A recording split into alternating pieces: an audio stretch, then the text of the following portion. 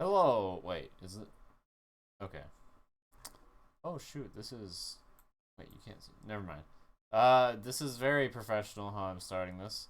Anyway, I just figured I would start with showing this list, which is sort of basically how I made this list is I just like pretended to be four different people and chose what I thought were the best choices at that point in time, which obviously I'm one person, and if there were other, yeah, you get what I mean. It would obviously be different. If it was more than me, but I guess like you probably don't understand what this means or why certain characters were picked if you don't know the rules. So maybe I should explain that a little bit, at least a little bit first. But essentially, this is a an FE5 draft racing idea that I had, sort of based on the rules of FE6 a little bit, but largely a lot of it's just kind of me figuring out what makes the most sense with some input from other people, but for the most part, I'm the only one who's really done much with this. So I mean, like, I would accept input from other people, but no one's really done anything other than me, so it's hard for me to like I don't know to like know if it's like worth listening to when they haven't like done much, but whatever.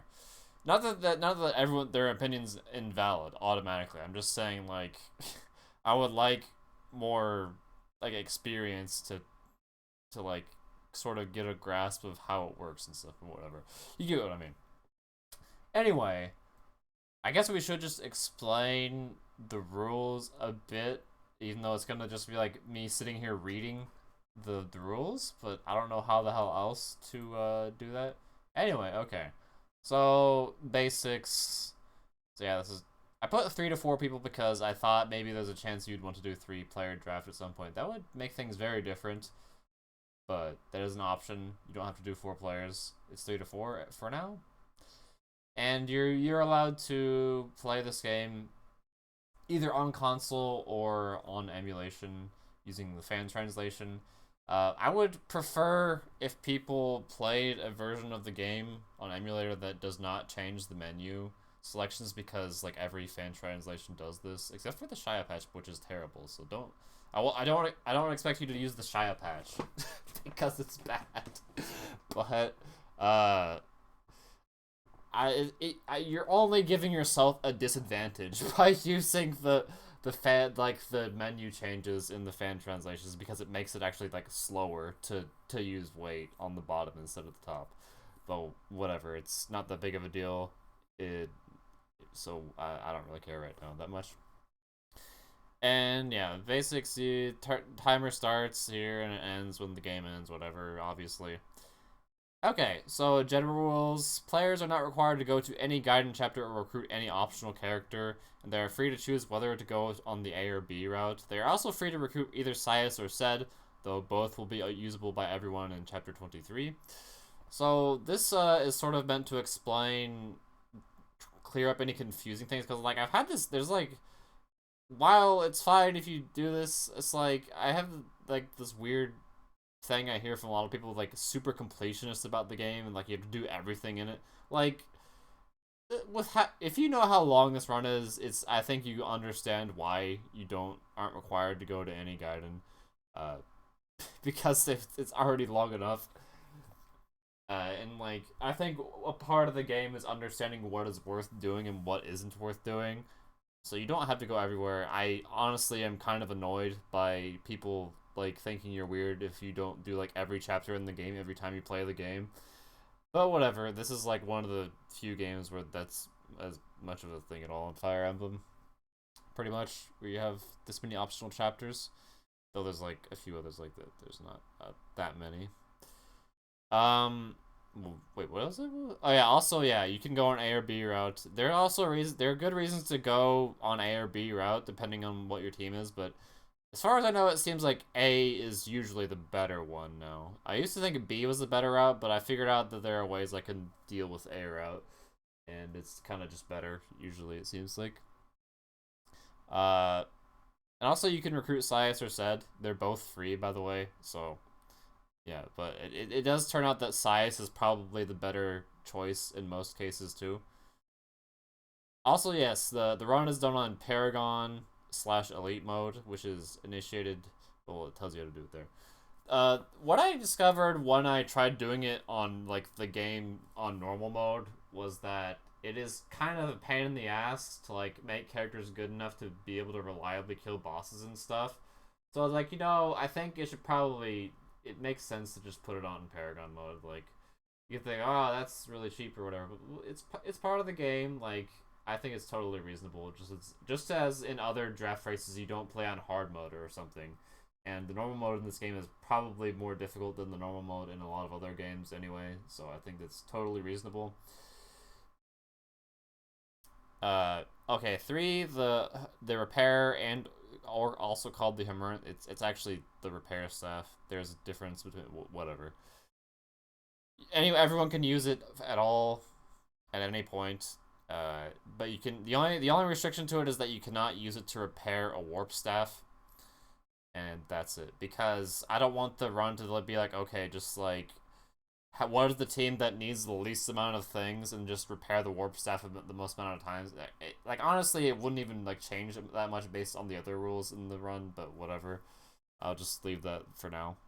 Four, this is maybe a bit of a controversial rule here, but RNG manipulation is allowed, and the thing about this is that whenever I say this, I feel like people don't actually know what RNG manipulation in this game is. So if you knew what it was, I feel like you would probably understand why this is allowed. But most people who have played this game don't actually understand anything about how RNG manipulation works, and they presume that it's similar to GBA RNG manipulation in Fire Emblem, and it is not anywhere close to being like that. So it is very different. So the reason why is because it just makes the run better, in my opinion. And this is difficult to explain, but essentially you cannot just like do willy nilly whatever the hell you want with RNG manipulation, and also like you can actually know when people are doing it, so you could like I do not allow like trying to manipulate individual stats, like trying to manipulate an entire chapter, which is very difficult, and I don't think it would be worth it anyway. But I'm just not allowed to do that anyway. But the thing is that you can just use RNG manipulation to manipulate staff misses and what? Oh yeah, vigor stars, and that's it.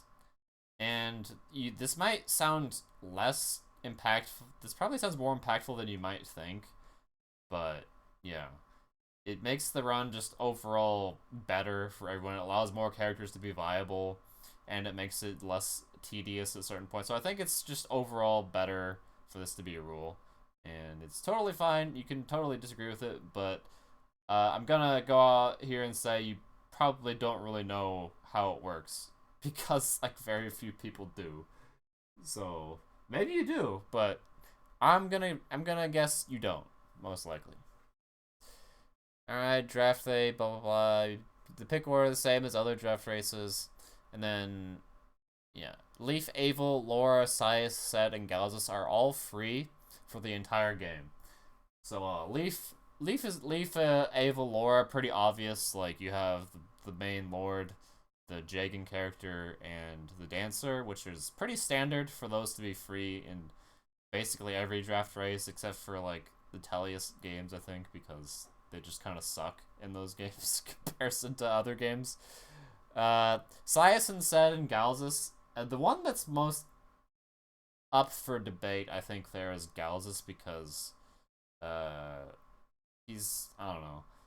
It might seem like a bit of much to allow all of them, but like when you think of the final chapter of this game, it makes sense because like having enough characters to do crap in the final chapter just with the ones you drafted is kind of difficult. So I think for now it makes sense to be able to do that. Okay, yeah. So next we have the undrafted units may not attack counter. What you can do and can't do with undrafted characters. This is pretty complicated, so it's gonna be very different from how it works in other games because this game has a very different deployment system from every other Fire Emblem game, and there's like no way around it basically. Oh yeah, I don't know if I mentioned earlier, but this run allows you to use the mod which changes deployment positions freely, because it would just be kind of a pain in the ass if you can't. It is optimal to actually do it in the way the game is in vanilla. It's just that it's a lot of work to figure out how it works, and I just don't think I should expect anyone to do all of that right now. But yeah. Okay, so undrafted units may not attack, counterattack, use staves, use items other than a vulnerary, open doors or chests, rescue drafted units including through give or take commands, or become captured by an enemy. Well, they can become captured. I actually think they can become captured if they're recruiting someone, but otherwise they can't. Because I don't think you should be allowed to just capture bait with undrafted units a bunch. Maybe there's a good argument that you could, but I feel like it's hard to like make rules about it, but I think that's the most fair you can do, pretty much. So if you know characters can be attacked, but they can't be captured when they're disarmed, then you can kind of just like body block with them, which is allowed, of course. And you get a 5-minute penalty for doing any of those prohibited actions. They're still allowed to be rescued by a drafted character, rescue other undrafted characters, rescue green units, visit villages, trade with any blue, red, or green unit, use items in convoy houses, and escape maps. Oh, use shops and convoy houses and escape maps. So they can do anything that basically has nothing to do with their personal like statistics, other than like rescuing other drafted units and being rescued by drafted units. But yeah. They can shop, use convoy houses, and escape, of course, because if you need like Karin to recruit Ilios later, you have to bring her. You're like, oh no, you can't use, like, imagine you can't escape with Karin, so that'd be stupid. Anyway, so there's a few exceptions, and because of how this game works, there are quite a few exceptions to this, and I'll be going over the reasoning for each of them a little bit. So, Brighton and Matcha are free for Chapter 4. So, like, if you know Chapter 4, you have only Brighton, Matcha, and Laura at the beginning. And, like, what? Do you expect... Are you gonna freaking get over there with just Laura? What the... No. That's not gonna happen. So, you're just allowed to use Brighton and Matcha, whatever. And I think that's totally fine, because, what? You want to, like, force everyone to try to slowly kill everything with... No. That's I don't know, like, you're free to do that, but I don't think that would be very interesting, and no one would want to do that, really. So they're not you don't have to do that. All right, now Nana's free in Chapter 5 because she kind of has to be, otherwise that'd be kind of dumb. But usually, if you're not recruiting Nana, or if you didn't draft Nana, you probably don't want to save her anyway, because that's a lot of time loss. But yeah, you can use her freely if you want to. Finn and oh wait, Safi's already somewhat free otherwise, but Finn is free for Chapter 7 because if you need to recruit Shiva, it's kind of difficult to do it without him, so I think it makes sense that you can do that with Finn in Chapter 7, even if he's undrafted. Dagdar and Tanya are free for Chapter 8X. You probably never want to go to 8X, but just in the case someone does for some reason, Dagdar and Tanya are free because it's basically impossible for them to avoid combat there. Sophina, Robert, Kane, and Alba are free for Chapter 9. This is pretty similar to the last one because it's nearly impossible for them to avoid combat in some cases, because, like, the Dragon Knights are gonna probably run over there no matter what you do, and, like, oh, you can't use them to kill them. That would be pretty dumb, because you would just have to sit there and body block, I guess, the escape point. I don't... Why? What does this accomplish? I don't know, but I'm not gonna make you do that. You can just kill them with them, because... whatever. Fred and Olwen are free for Chapter 11 next because it's basically not possible for them to avoid combat there either, for obvious reasons. Marita's free for Chapter 12, again, pretty obvious there. She spawns like in an area where it's impossible for her to avoid combat unless you like warp skip the chapter, which nobody can do in this run, or like flyer skip it. But even then, I think you probably still can't even finish it before you finish the map like that. So yeah, Marita free because it's literally impossible for her to avoid combat. And then Salem, Pawn, and Tina are free for chapter 12X. This is mostly just for like go over and do like one thing, like Pawn take away the thief staff, or Tina open a chest, or Salem RNG manipulate some things. Like this is very low impact, so whatever. It's just like to sort of make things a little bit more convenient and less annoying for everyone. So whatever, they're free there. Gladen and generic blue nuts are free for chapter 13. Again, pretty much impossible for them to avoid combat in many cases, so they should be free there. Edda and Dean are free for chapter 14. This one's a little bit different because Edda and Dean can avoid combat. It's just that they provide a very specific utility that no one else can really provide other than Karian at this point, in that they can prevent you from having to fight all the enemies in the fastest way possible. Like, there's just points where I kind of allow you to do certain things in this run so that the run can be shorter. Just in this run, in this chapter in particular, in chapter 24 also. So yeah, you can do that because, I don't know, like, should you be forced to slowly do chapter 14 and like fight them all because you can't like do I guess you could like, maybe you could do some other strategy in like a different spot, but that would be much more difficult. So like, for now that's allowed, whatever, it's not a big deal either. You can just do chapter 14 pretty much almost the same with every team, and I think that's fine, because there's plenty of variation in this draft race, if you'll see things later. Undrafted Tanya may be captured before chapter 4 in order to satisfy the requirement of Dagdar being recruited without going to 8x.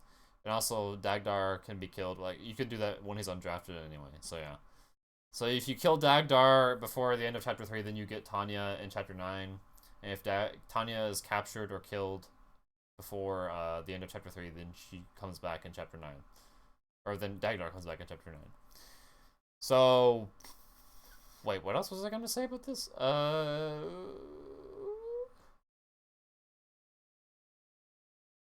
I forgot now. But yeah, that's definitely worth doing if you have either of those characters drafted, because like otherwise you'd have to do chapter 8x to get them back, which would be a pain in the ass. So yeah, you can do that. Undrafted characters may be deployed at times where it is otherwise impossible to satisfy the deployment minimum in chapter 19 without restriction. I guess that rule's kind of unnecessary because like sort of says 5 kind of covers that rule, but whatever. Undrafted staffing may be deployed at any time to use the repair / Hamern or heal, and can also be positioned to freely support characters she supports, Leafus, Shiva, and Tina, with no restriction at any point. So yeah, she supports those characters. The one that matters, the Leafus and Tina don't really matter very much, but Shiva, pretty big deal. And I don't know, maybe she shouldn't be allowed to do that, but I think that's fine for now, because otherwise Shiva kind of sucks, probably. Actually, he'd still be okay, it's just that it makes him much more worth getting. Undrafted units may be deployed at any point, but are still restricted to not doing the things mentioned prior, with a few exceptions, so yeah. Because of how this game works, it's just not possible to regulate, like, you can only deploy characters you have drafted, because there is no way that everyone will be able to deploy only drafted characters on every chapter. That's just not going to happen because of deployment minimums in this game, especially because the lowest deployment minimum in the game is 10, I think. In chapter actually it might be 12, but it's high enough to where, like, wait, what is even, how many people? 1, 2, 3, 4, 5, 6, 7, 8, 9, 10, 11. Yes, it's like, I think it might be higher than like the amount of characters you can actually draft, so that's just not possible. And there are other complications around that too, but it's mostly just because of that, I guess. But there are other restrictions to that still. If you have to deploy to undrafted units, you just do it, but they still can't do the things that they otherwise can't do. So, yeah. So there are fewer restrictions to this. Undrafted characters who provide a support bonus may freely do so from chapters 4 to 7 only. This only really matters for Fergus, Karen, Karin, and Matcha supporting Brighton, because every other support at this point is... the only other support that isn't Leaf supporting someone is non-supporting Leaf, and whatever, like, that's probably not going to matter. But you cannot deploy them undrafted to support anyone later on, though. Or, yeah, Karin or Fergus. You cannot deploy undrafted Fergus, Karin, Matcha, and have them in support range of the characters they support. Undrafted characters can be deployed in chapter 20 in the final chapter in order to provide leadership stars and to open doors. Well, also they can stand wherever they want, like on top of the pentagrams or on the enemy reinforcement positions in the final chapter. Yeah, so Finn and Glade, this mostly only the leadership thing mostly only matters for them because like you're never going to recruit Amalda, Xavier, or Connemore most likely. You can, but it's probably not going to be worth it. I think in most cases, maybe Connemore could be worth it, but the other two almost always never, because like Amalda is basically impossible to recruit if your team has Stroff. If you drafted Stroff. But Finn and Glade undrafted Finn and Glade cannot be deployed elsewhere. It might not be possible to do that at some points, so I don't know. That might be a rule I change later. But yeah. But they can be deployed to be abandoned in Chapter 19, though. It turns out that you just can't have enough characters to be able to open doors that are drafted in the final chapter, and in Chapter 20, you just don't have enough characters to do that. So you can just deploy undrafted characters to do that and nothing else. They can't rescue anyone or attack or any other thing that they otherwise are not able to do. But they can support... Oh yeah, I forgot to say that they can be deployed to support characters. Like, undrafted Marita can support Galzus. So everyone can do that, basically. So everyone should be leaving Marita up until then anyway, because you're going to need to recruit Galzus. So yeah, you can always do that. You can always, like, support Fergus with Karin, or who else even matters? I don't remember. I can't think of many others that matter than that. But yeah. Undrafted characters may initiate a talk command to obtain an item or to recruit other characters. This only applies to the Sed Scroll, the Elite Sword, or the Brave Bow, because otherwise these things are not possible to get. So I think it's fine that you can do that. I don't think you should just be locked to the... No, you can only get the Brave Bow if you drafted Selfina. That's kind of stupid. Or you can only get the Sed Scroll if you drafted Karin, or the Elite Sword if you drafted No, that's... I guess that would make these characters better, but those characters are all already good. So I think they're fine being able to still do that. Like, Selfina, Karin, and Kallian are all pretty good still, so I don't think that's necessary. I did consider that you're not allowed to deploy undrafted Glade in the final chapter just to make him more worth getting, but then that would be like the only reason you would ever want to use him anyway. He's not like... He can be used for like capture bait in chapter 14, but I can't think of many other uses for him, because like having a Duke Knight just kind of isn't useful at that point in the run. And his base sword rank is E, so he can't be used for swords in the final chapter either, so he just sucks. Maybe if you grinded 100 sword attacks on him, he could like use a king sword or something, but like why? Why wouldn't you just use like someone else? Like sorry. Someone else at that point so at that point it said who's much better at doing that. But yeah, that's it, and yeah. So essentially, Safi is kind of in a similar spot to like Marcus in FE7 draft, where she can be used the entire game for certain things, but she cannot be used for anything else. She can support characters she supports. She can repair. She can heal, and that's it. Well, she can also like rescue and stuff, but that's not gonna matter probably. The reason for this is because I think Safi makes the run boring, people, I've had this suggested like a million times. I don't know. This sounds really condescending to say it that way. I like I get why that might be a good idea, but I think like making her the way she is currently is the way to make the run allow for like the most unit diversity and seeing the most of the game, because like if Safi were free, um the issue is that I feel like that would just kind of make the run into like, okay, pick Fergus or Asbel, and then if you don't have them, then you suck, and that's about it. I guess there's like a few other characters that are useful, but like that would just kind of make the run very similar for everyone, and I wouldn't really enjoy that. I think like you would just warp skip chapter 8, 10, 11, 12, 13, and so on and so on. It might make it a little bit different with not being able to repair the warp, but then it would still just be the same for everyone, though, if everyone's using Safi.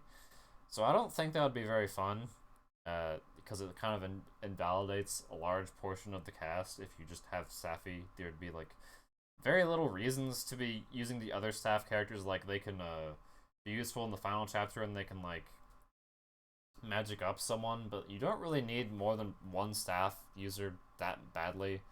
It would be a little helpful, but I feel like other characters are more important than them if you have Safi always, so I just don't think that's good overall for the run. And also, if Safi is just normally draftable, I think that's just outright like worse. Because I figured out with the Safi team, the thing that she can do is she can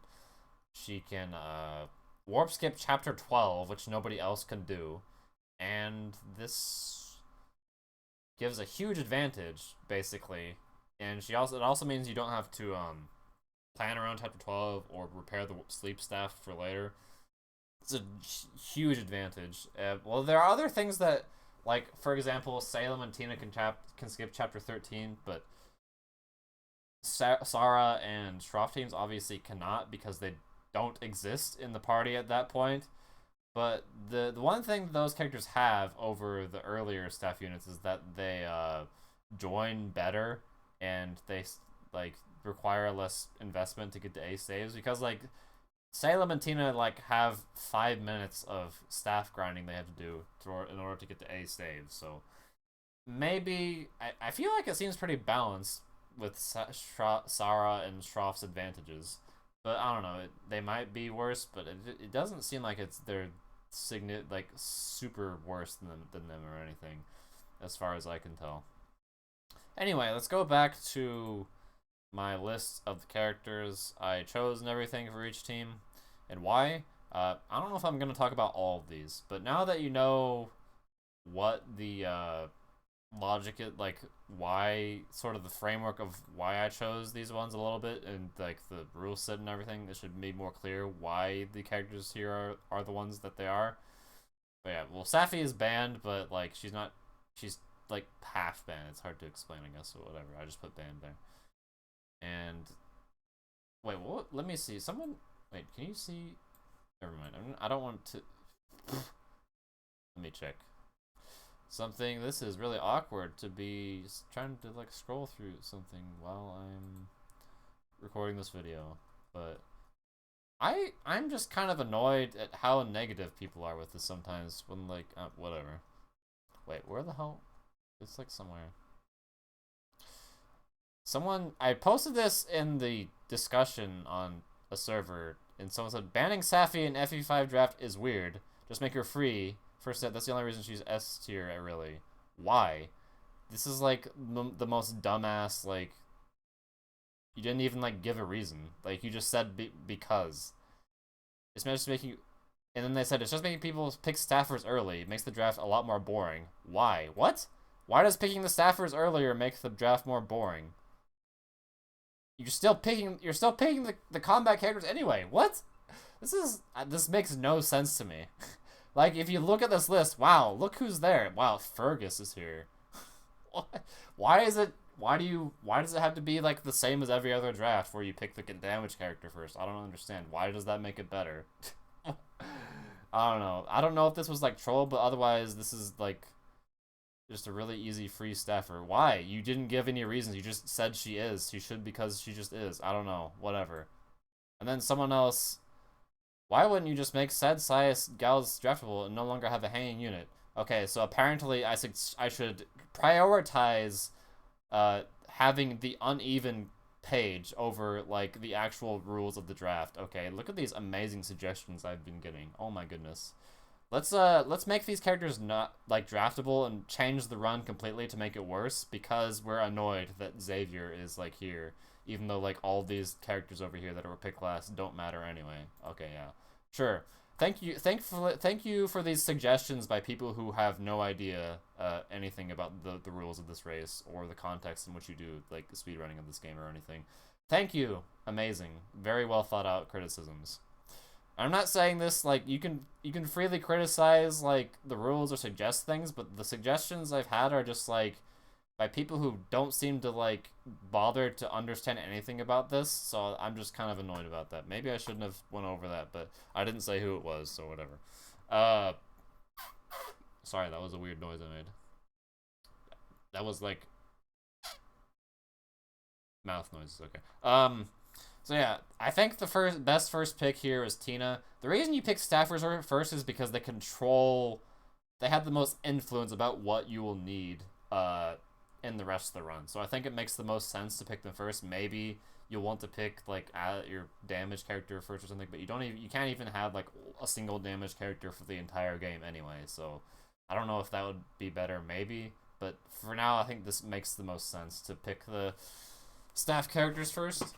So Tina is overall the best as far as I know because she has a few advantages with the thief staff, makes getting some items a little bit easier, which matters less than you might think. The most it matters probably is in Chapter 21X where you can get the warp stays with her. Otherwise, it doesn't make a huge difference. Maybe in I guess it matters in Chapter 17, but to get the warp staff there from more, you can also just deploy a flyer to get that pretty easily.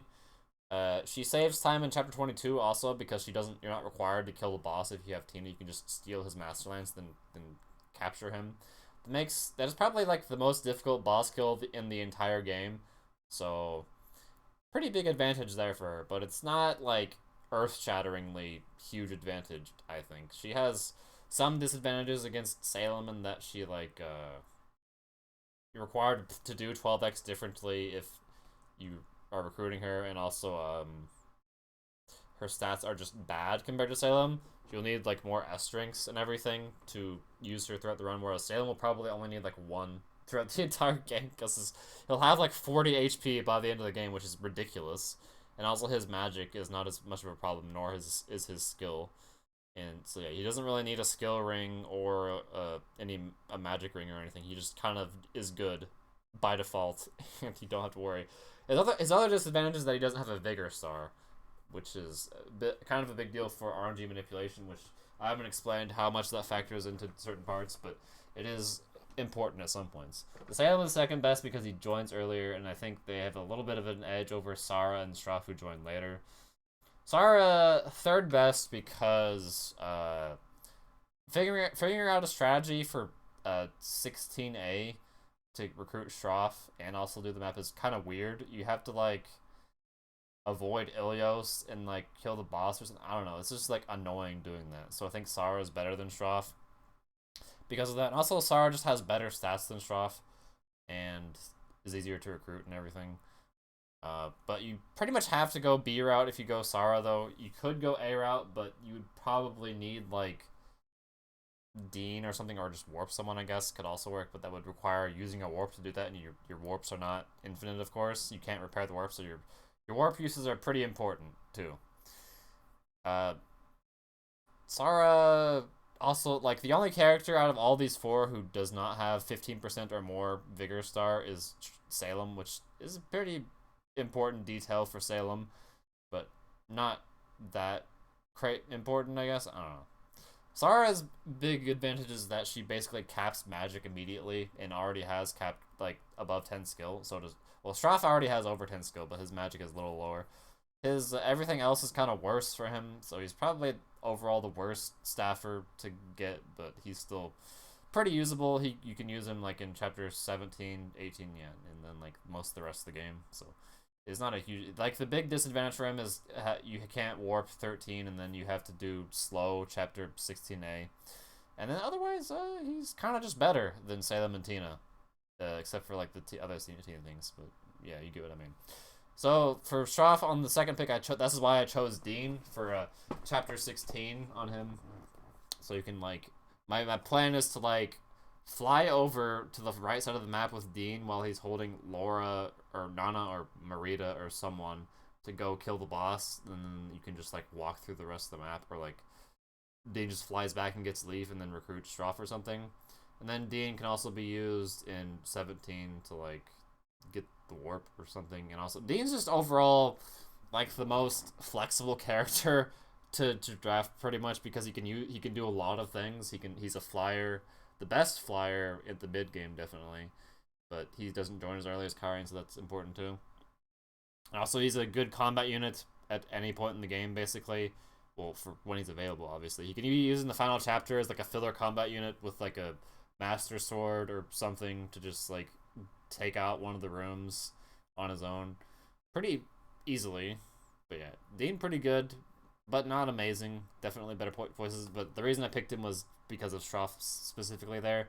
Then next I picked Karin for Sarah because Karin is pretty helpful if you can't warp skip chapter 13, and also she's just a good character to save time at other places if you are losing time at those places anyway, because like she can get through chapter 6 faster than everyone else. You can do 13 and 9 faster than everyone else if you have her, so she's pretty helpful. Also, she can be used as like a decent combat unit probably, and also she is a what was I forgot what I was saying. She can probably be used as a combat unit too if you get her to see swords, which would not be very difficult. You could just like promote her, and she's a 9 move flying unit, which is really useful actually too. So yeah, Karin pretty good because she starts at like D sword or something. Then next I picked Lenoan for Salem. Lenoan cannot be like a main staff unit because she can't promote by just leveling her up, and also like getting her to B or A staves by just staff spamming would not be very feasible for the point in time where she joins in the game, because she joins in chapter 14x or 15. There's not really any point at that point without you just like wasting tons of time on every turn where you can like spam staves with her or anything. And also you can't use the torch staff. So like if you don't go to 14x, the only Fog of War map after chapter 15 is 24x, which is why would you go there? Why would you go there? But yeah, the torch staff you get with her is basically pointless if she joins the 15. But she's useful in this point for being able to give a magic up to do things that Salem can't do. Because he can't do as many actions in one turn as easily. She's helpful for the final chapter, so it's easier to plan the route around her if you have her for that in the final chapter. And next I picked Fergus because I think he's pretty much the best combat unit to get for the entire game, because he joins like the earliest and also is just the strongest too. For a lot of different, he does have obvious disadvantages because like I won't be able to use Karin later on for him. And he doesn't have Adept or any other skills or anything like that all the sword masters have, or Callion or something like. And he doesn't have like leaf support like Callion does, so he has those problems. But he's probably overall the best combat unit. I've considered maybe you're not allowed to use Karin support for him in chapter 5 and so on in the monster part, but I don't know. I'll figure that out at some point probably. The next she picks Finn. So this team already seems a bit good. I consider maybe this team is way too good compared to the other ones, but I don't know. We'll see, I guess. So Finn is probably one of the best picks because he can do a lot of different things. He's not, and also he can be used in the final chapter too. He is probably your best combat unit just overall in the early like chapters like 1 through 3, because the Brave Lance is so ridiculously good. He can be used to capture guys if you need to do that at points, which is useful at a few points. Uh, he can be used to boss kill at a few points with the Brave Lance, but not a ton of places because a lot of them are indoors, or the Brave Lance requires to crit to kill a lot of bosses. So it's not amazing, but yeah. And also you can get it. You can pretty easily get him up to C swords to use the King Sword in the final chapter or something, which is makes him good for there.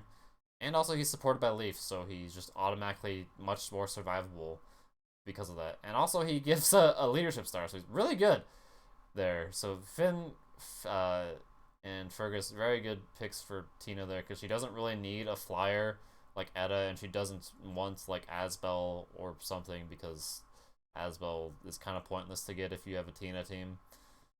So next, Salem picks, or the Salem team picks Asbel. The reason Asbel is picked kind of cautiously is because you kind of need a lot of characters to make him work. And also, Tina doesn't really need him because the big advantage Asbel offers is killing the Chapter 22 boss, and since we have Tina, we don't care about that. But say Asbel probably the next best here. I'm not really sure. I really don't know, because like the understanding the meta of this is so confusing, and I don't really know who to say is the best at different points. But yeah. Asbel has a big disadvantage. I do think he is a bit overrated, both like playing the game casually and definitely in this context. He does have disadvantages in that he has terrible terrible defenses. He starts with I guess 22 HP is okay, but he starts with 0 defense, which is a big deal, because like every other damage carry here has pretty good defense. Like even Marita has pretty good defense in comparison to Asbel, because she could just use the Baldur's Scroll or something to get a lot, and to get a lot of HP too. And she has a higher HP growth than him, I think. So Shiva, really hard to kill. Fergus, pretty hard to kill. Finn, pretty hard to kill. And also those characters have supports too that they can take advantage of. I guess, oh yeah, Asbel has police support too, so never mind. But Asbel definitely the best boss killer overall, like by far. He just use Asbel, they die because of Graf Caliber. That is his biggest advantage, but he definitely has a lot of disadvantages too. Like I said, his defenses and his availability, I guess, like the fact that you have to go to 4x to recruit him. That's a big time sink, and 4x overall is just very difficult to like work around in this run, which is why I picked all these characters afterwards, because he kind of needs them to function, but whatever. The next I picked Edda for the Sara team. This is because she kind of 2 flyers for Sara kind of helps her get through 16B faster, and also, wait, was there something else she was useful for? I don't remember. But that's a pretty big deal there, and maybe at a few other points you can do things, but because the other picks don't matter that much, and also like because she's gonna be able to pick a character after player 4's goes, doesn't make a big difference anyway, because Edda will make that so much easier and everything, and allow maybe to do certain things in chapter 17. I don't know. Oh yeah, that also makes chapter 15 faster. So 15 and 16A are faster if you have 2 flyers by a significant 16B, not 16A, or by a significant amount. Next, team 4 picks Nana and Marita. Nana's a good choice here because this team kind of wants someone for the monster arc, and then Marita is like the boss killer. Well, Nana can kind of be a boss killer, but she kind of falls off in that respect later on in the game. You're not gonna be able to like get Wrath or something with her, and also like Wrath just kind of isn't the best thing for boss killing anyway, because you don't want to be waiting for an enemy phase usually. And yeah, even if you can, that's like takes longer than just doing it on player phase, of course. So Marita, really, really, really, really strong boss killer. Oh my goodness. She gets she's considered kind of not that great in the game casually, because she's considered like super overkill or something. I guess like that's true. She's not necessary really if you're playing the game casually that much, but we're not playing the game casually here, of course. She is probably the best boss killer other than Asbel, and she doesn't really need a support that badly because her stats and her crit rate are so good with the Marita sword. The Marita sword is like has a lot of applications too. It's particularly useful in the final chapter for being able to just kill the sage with Berserk. She just kills her, because the big problem with that enemy is that she has Wrath and Miracle, meaning that if you don't kill her, and there's a good chance to do that because she has Miracle and she's on the pentagram, which gives her 20 avoid. She'll just probably kill you if she hits you because she has Wrath and Nosferatu, and also even if you don't kill her, yeah. So that nullifies the Miracle and the Wrath, so she probably just runs up and destroys her. That makes it a lot easier, so you don't have to do something. You don't have to like silence her or sleep sword her or anything. You just go and kill her, and then that's it. So that's a pretty big advantage she has, along with like the Merida sword being a really good like at boss killing at basically every point in the game that she's available, and also just a really good weapon in general too, because it nullifies Great Shield, and there's a few bosses with Great Shields that matters for them and everything. Next, we picked Shiva for Sara team, because Shiva is one of the next best boss killers. He has Adept, and he has 4 PCC, and we get Safi support that can work for him. So that gives him a lot of times where he can use the Fire Sword to kill bosses or something. And also he's just like really strong at not dying and other things at other points. He also has Saul, I forgot about that too, which is another thing that helps his survivability, along with having pretty good HP and defense. Like his defense growth is like 35 or something, I think. So it's pretty good for a Swordmaster compared to like Swordmasters in most Fire Emblem games, I think. Well, relative to like earlier Fire Emblem games, I guess, around this era. Then for Asbel, we choose Leafus because I realize that Leafus is not really that useful for other teams, but for the Asbel team, he's very important.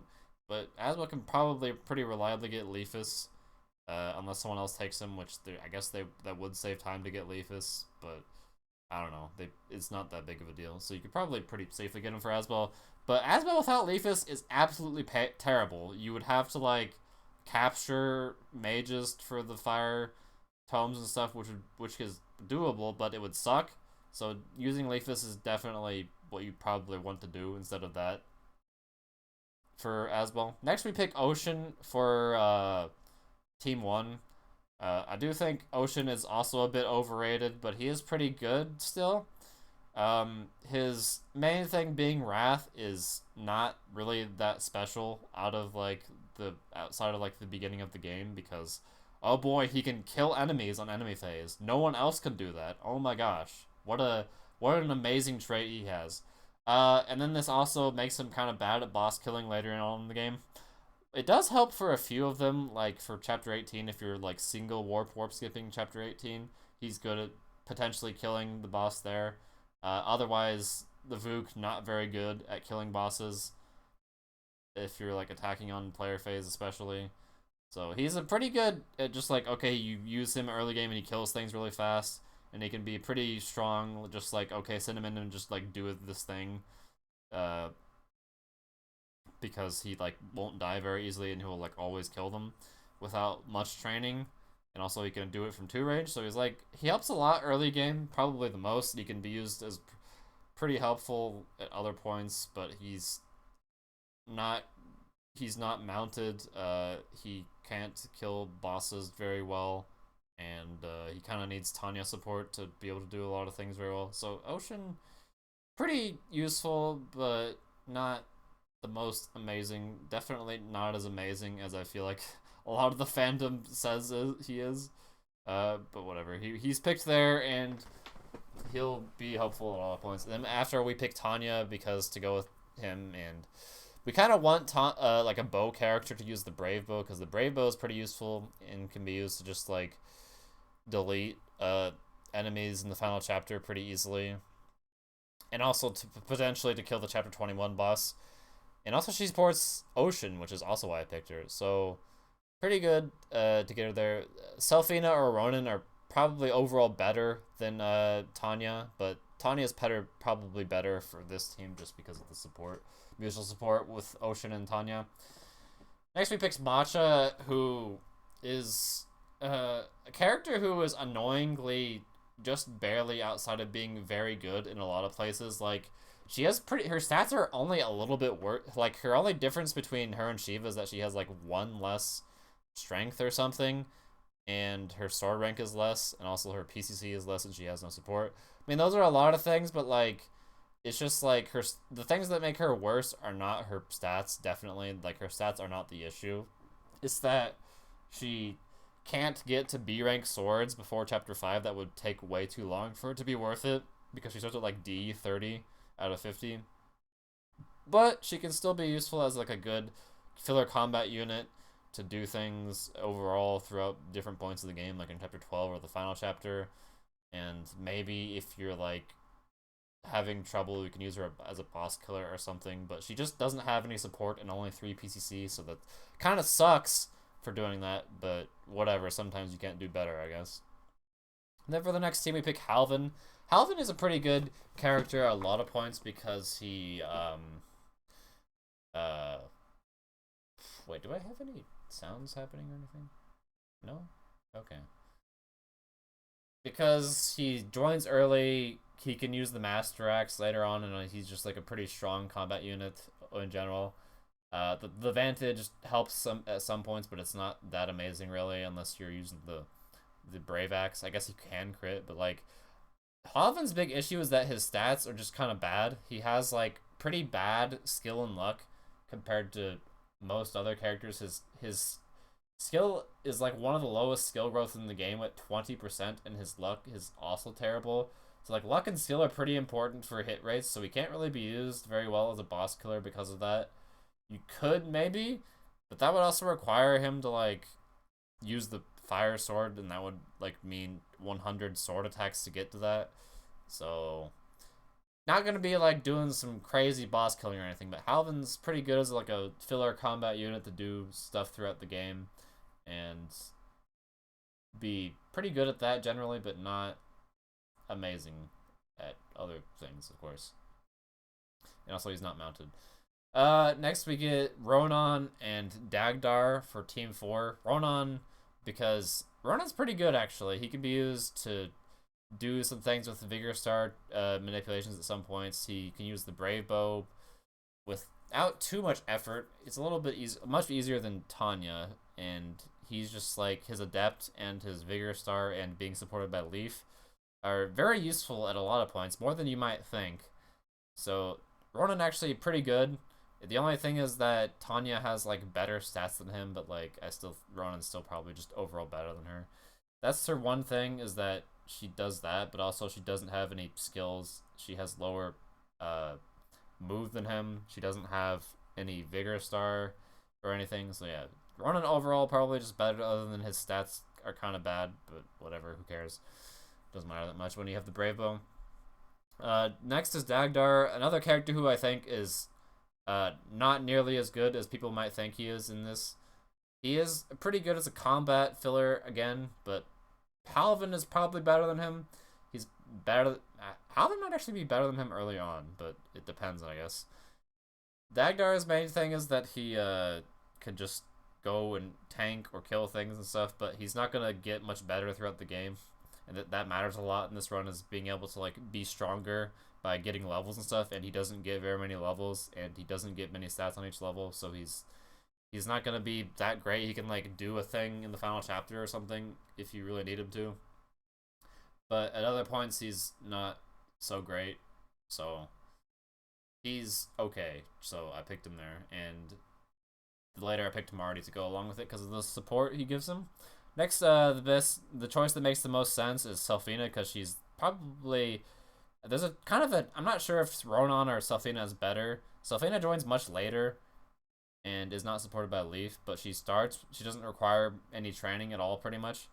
But Selfina's still really good. She can use the Brave Bow at base level, and she can take out some enemies at certain points if you need her to, or something, like kill the chapter 21 boss if you need her for that.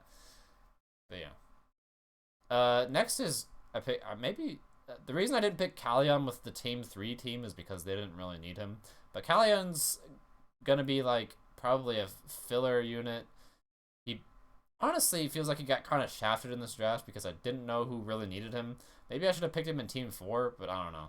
He might have been better than Marita actually, but because They had Nana. I don't know if they really needed him.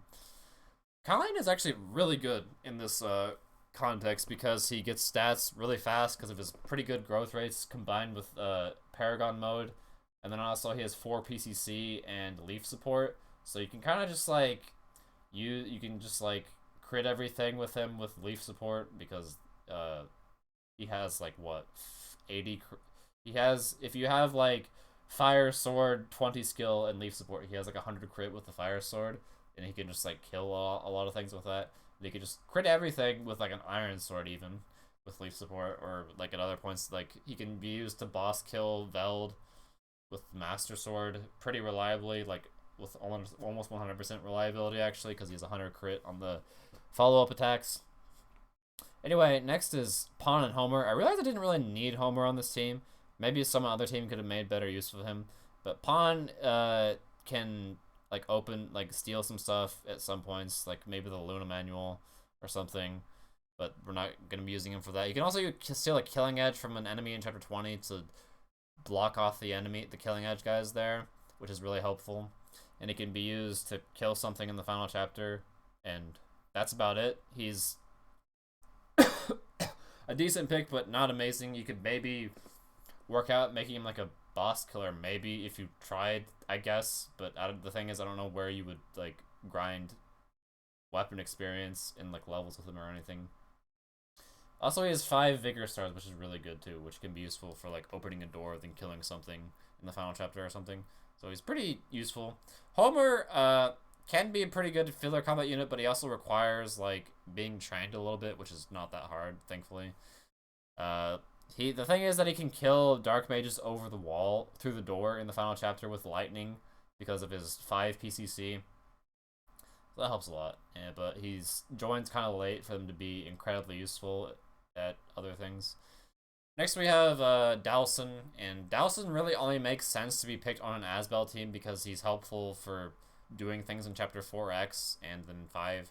There is the issue with him having to drag his fat ass like through chapter 6 and 7, but that matters less than you might think in a speedrun, I guess, because this is not an LTC, like losing turns, who cares about that, but he is a little bit slow, I guess, but it's probably not as big of a deal as you might think.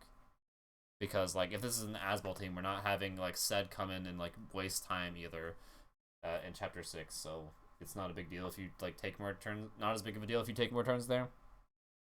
Next, Ralph for team 3. Ralph, he just joins and he can use an A sword, so yeah, just throw him at enemies, whatever, who cares. Ralph does stuff. He can kill things in the final chapter. He can do some other stuff at some point pretty easily if you need him for that, but whatever. Now I picked Marty. Marty honestly kind of sucks. The only reason he's worth getting here at all is probably because he just joins early and he has Dagdar support. Marty is honestly one of the worst characters in the game. Like his skill and his speed are terrible, and it's really difficult to like get him any skill and speed in this context. But still, he can like solo one of the rooms in the final chapter kind of okay-ish if you promote him, which promoting him isn't going to be that hard because you can use the Brave Axe to kill enemies in the earlier chapters and get him to like chapter like level 6 or 7 pretty easily like that. But yeah, and then next we get Ilios because like the only team that's going to be reasonably doing that is probably the Shroff team.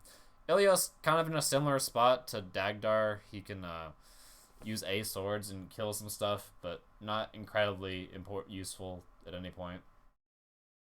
Then now after this is kind of just like getting utility units largely. Alba, the best pick because of his con amount, plus he can rescue drop as a mounted unit, which is useful at a lot of points, so whatever, just get him for that. So that makes him more useful than a lot of other characters, actually. And then Kane does pretty much the same things. There's not... The only reason to pick Alba over Kane is because his con's lower, which makes him easier to use as capture bait in chapter 14, but there's not much difference between them unless you wanted to use them for combat for some reason. And then Robert does the same thing too. Robert's worse than all of them. You're not going to use him for combat like ever, but it would take way too long to get him to be Bose at the point of the game where he joins. But he can rescue drop and he can like maybe rescue people in the final chapter or something if their con is low enough. but he's just worse at that than Kane or Alba because his con is lower, so that sucks for him. The Trude is a character I've tried to make work, and I think maybe he can be useful as a boss killer potentially because of his Nile nullifying Great Shield. But I don't know. He's the thing is that he's also like kind of difficult to recruit. You have to like take a Dagdar or an Ocean to like Brave Axe him or something, or just sleep him, which would be a kind of a waste of a sleep use. But he could maybe work, but I just don't really see him being worth to be picked over like a better boss killer like Marita or Shiva or Kallian, who are all better than him. So Trude kind of sucks, unfortunately, even though he's not really that bad. Hicks. I picked Hicks in this team because no one else would ever want him, pretty much. Because, like, you can only recruit him if you go to 4X. So, alright, free Hicks, you can just go get him in Chapter 6 as a free, relatively durable mounted unit, which is, he can be useful to, like, Brave Axe in Chapter 9 or something. So, he's pretty okay, but no one else is really going to want him, so yeah, we'll just take him with the Aswell team. And then next, we Glade. I don't know. I don't know. This team had like no one else they would really want because they're not gonna get Delmud. Why? Because you're not gonna bother to save Nana to do that. So just Glade because of leadership stars, and I guess he could be like maybe a filler unit in like chapter 13. Actually, no.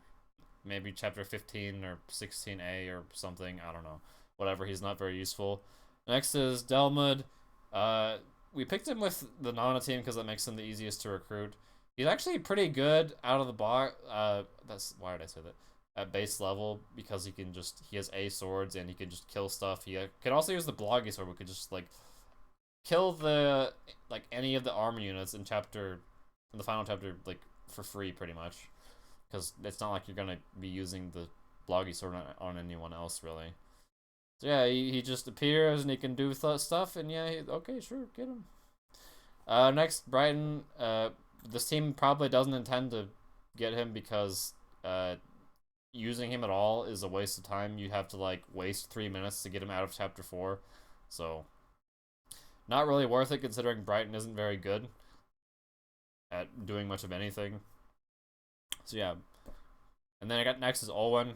Recruiting Fred or Olwen is probably never going to be worth it because it would waste a lot of time, let alone the fact that it requires you to like do this weird guiding requirement for 11x, which is a pain in the ass, and also waste time, of course. So that's like, I don't know, wasting like maybe 10 to 15 minutes to recruit Fred or Olwen, who could be useful, but it's probably not going to be worth it, I'm going to guess. Conor can be useful, but like recruiting him kind of sucks. You have to like warp Miranda. That also requires getting Miranda, which also is a time waste. He can be really good if you actually recruit him, but it's just why would you care about him when you can get better characters that waste less time earlier?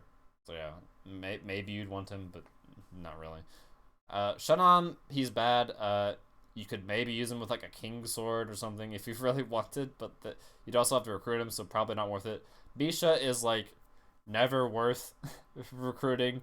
It is probably the hardest unit to recruit in this entire run, actually, given the context. But maybe you could find some use for her. Probably not.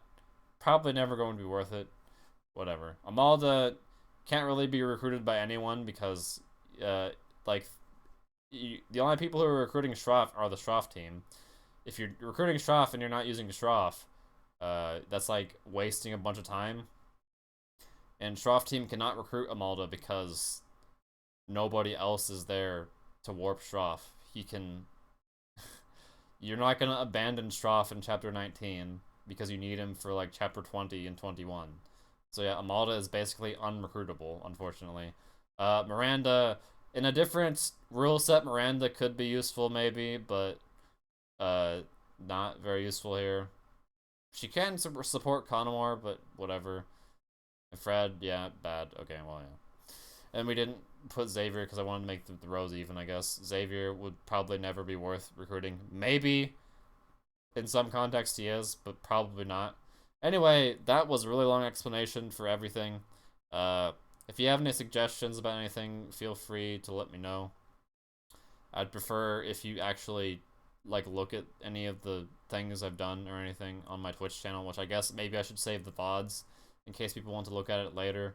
But yeah, go look at my Twitch channel to see draft race strategies actually done for this game using not these teams, but some teams because I just made this like yesterday.